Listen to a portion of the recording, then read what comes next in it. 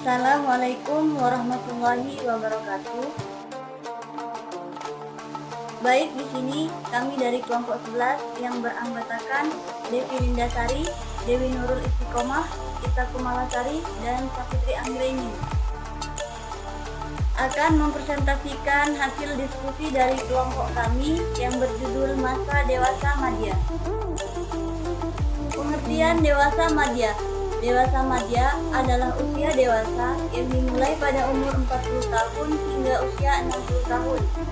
Masa dewasa madya merupakan masa perubahan dari masa dewasa ke masa dewasa madya yang meliputi perubahan penampilan fisik yang dikarenakan penuaan, kesepian yang disebabkan oleh kehilangan pasangan hidup, dan anak-anak yang sudah berkeluarga. Selain itu, pekerjaan yang sudah purna jabatan yang sangat dimungkinkan pendapatan sudah tidak lagi diperoleh seperti saat masa muda. Perkembangan fisik dewasa madya. Perubahan fisik pada masa ini antara lain tumbuhnya uban, kulit mulai keriput, gigi yang menguning, tulang-tulang bergeser lebih dekat antara yang satu dengan yang lainnya, sulit melihat objek-objek yang dekat, penurunan pada sensitivitas pendengaran, monopause. Perkembangan sosial.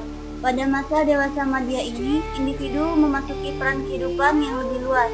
Pola dan tingkah laku sosial orang dewasa berbeda dalam beberapa hal dari orang yang lebih muda. Perbedaan-perbedaan tersebut tidak disebabkan oleh perubahan-perubahan fisik dan kognitif yang berkaitan dengan penuaan, tetapi lebih disebabkan oleh peristiwa-peristiwa kehidupan yang dihubungkan dengan keluarga dan pekerjaan. Selama periode ini, orang melibatkan diri secara khusus dari karir, pernikahan, dan hidup berkeluarga. Dukungan sosial dibutuhkan individu agar individu dapat menerima keadaan dirinya, dan juga dalam lingkungan sekitar individu tersebut mampu dan bisa berkomunikasi dengan baik. Untuk memahami lebih dalam mengenai dukungan sosial, menurut Sarason dan Gregory yang dikutip oleh Gracia, mengartikan dukungan sosial sebagai keberadaan atau ketersediaan orang lain yang dapat dipercaya, yang diketahui bahwa dia dapat mengerti, menghargai, dan mencintai. Dukungan sosial dapat berperan penting untuk mengatasi kesepian yang dialami oleh individu. Perkembangan kognitif. Pada tahap perkembangan kognitif, terjadi perubahan perkembangan intelektual dewasa sudah mencapai titik akhir puncaknya, yang sama dengan perkembangan tahap sebelumnya. Pada masa ini, individu dalam menyelesaikan masalahnya terlebih dahulu memikirkannya secara teoritis.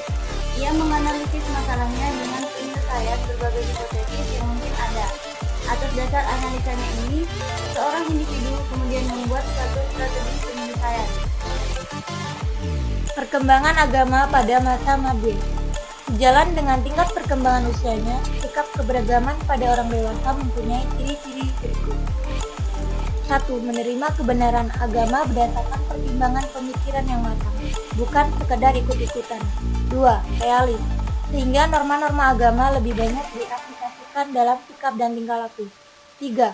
Bersikap positif terhadap ajaran dan norma-norma agama dan berusaha untuk mempelajari dan memperdalam pemahaman keagamaan. 4. Tingkat ketaatan beragama didasarkan atas pertimbangan dan tanggung jawab diri hingga sikap keberagaman merupakan realisasi dari sikap hidup. 5. Bersikap lebih terbuka dan wawasan yang lebih luas. Peran pendidikan pada masa madya. Pada usia dewasa madya, pendidikan sudah melemah karena pada usia dewasa madya adalah usia yang telah matang. Dan pada saat ini, seseorang telah mampu mengaplikasikan pendidikan yang telah diterima itu kepada anak-anaknya. Seseorang telah menjadi orang tua dan mampu mengarahkan anak-anaknya kepada pendidikan yang lebih maju lagi, sehingga mampu menjadikan anak-anaknya sukses. Menghadapi masa menopause dan andropause.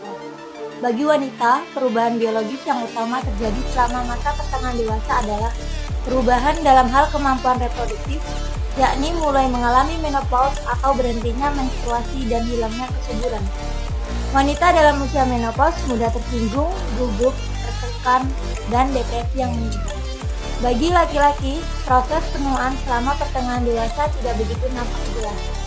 Lebih dari itu, laki-laki tetap subur dan mampu menjadi ayah anak-anak sampai memasuki usia tua.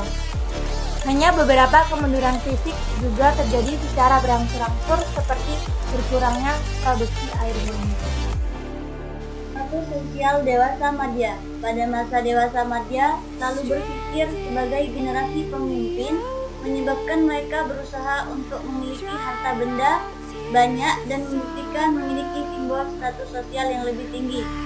Kebanyakan pria menjadi anggota yang lebih dari satu organisasi, sedangkan wanita lebih banyak mencurahkan tenaga dan waktunya dalam kegiatan organisasi di mana dia terdaftar sebagai anggotanya dibandingkan pria.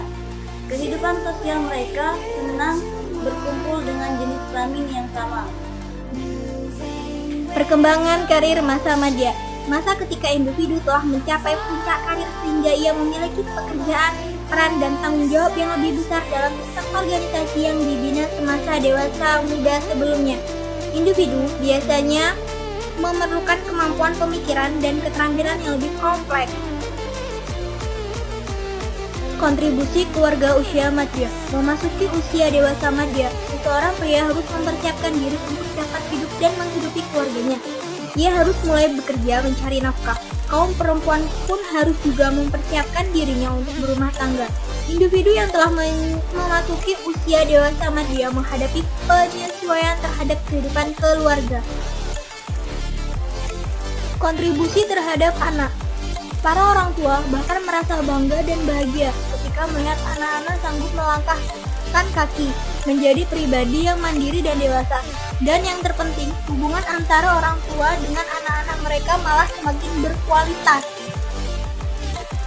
Menjadi warga negara yang bertanggung jawab. Warga negara yang baik adalah warga negara yang taat dan patuh pada tata peraturan perundang-undangan yang berlaku. Hal ini diwujudkan dengan cara-cara seperti berikut. 1. Menggunakan dan memiliki surat-surat kewarganegaraan, KTP, akta kelahiran, surat paspor, atau visa bagi yang akan ke luar negeri.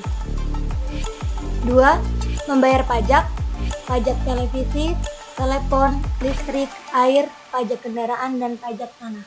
3. Menjaga ketertiban dan keamanan masyarakat dengan mengendalikan diri agar tidak terlihat buruk di mata masyarakat. 4.